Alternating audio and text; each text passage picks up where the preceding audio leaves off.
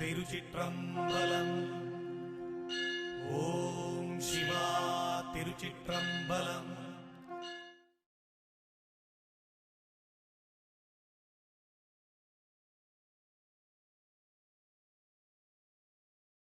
திருச்சிற்றம்பலம்.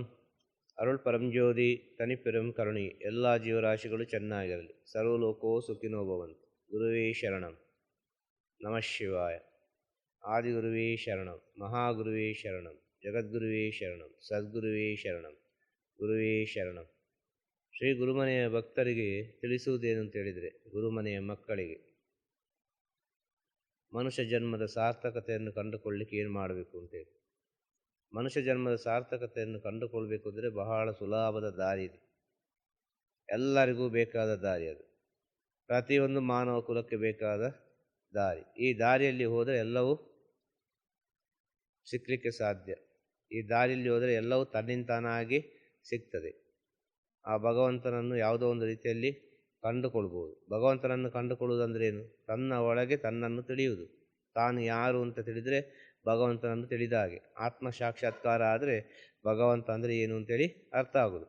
ಆತ್ಮ ಸಾಕ್ಷಾತ್ಕಾರ ಆಗದೆ ಭಗವಂತ ಅಂದರೆ ಏನು ಅಂತೇಳಿ ಅರ್ಥ ಆಗೋದಿಲ್ಲ. ಆದ ಕಾರಣ ಏನು ಹೇಳೋದು ಅಂತೇಳಿದರೆ, ಸುಲಭವಾದ ದಾರಿ, ತುಂಬ ಸುಲಭವಾದ ದಾರಿ. ಆ ಸುಲಭವಾದ ದಾರಿ ಯಾವುದು ಅಂತ ಹೇಳಿದರೆ, ಎಲ್ಲರನ್ನು ಗೌರವಿಸಿ, ಎಲ್ಲರನ್ನು ಪ್ರೀತಿಸಿ. ಇದು ಒಂದನೇ ದಾರಿ.